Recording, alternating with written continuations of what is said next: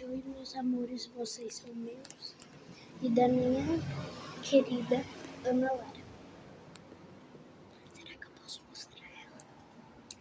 Gente, ela tá dormindo ali no outro sofá. Vamos fazer parte 2, assaltando a geladeira comigo. Eu acho que é 2 ou é 3. Parte 2, é parte 2. Então, ela tá aqui do meu lado, eu não posso fazer muito barulho. Tá de manhãzinha, de manhã. Então, bom dia pra vocês e vamos começar. Deixa eu mostrar ela aqui.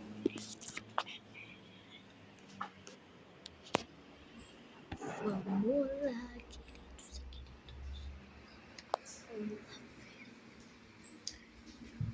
Se tiver coisa boa na geladeira, eu pego da geladeira. Agora, se não tiver, eu pego um iogurte, se tiver uma bolachinha. Isso é muito bom. Então, vamos lá.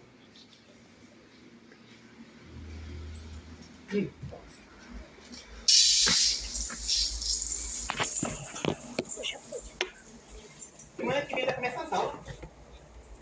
Tá um monte de gente lá pegando papel, pegando tudo aí. Peraí, gente. Já volto a falar com vocês. Peraí. Olá, gente. Voltei.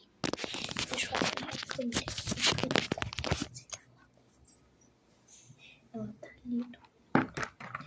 Peguei umas bolachinhas. E é isso.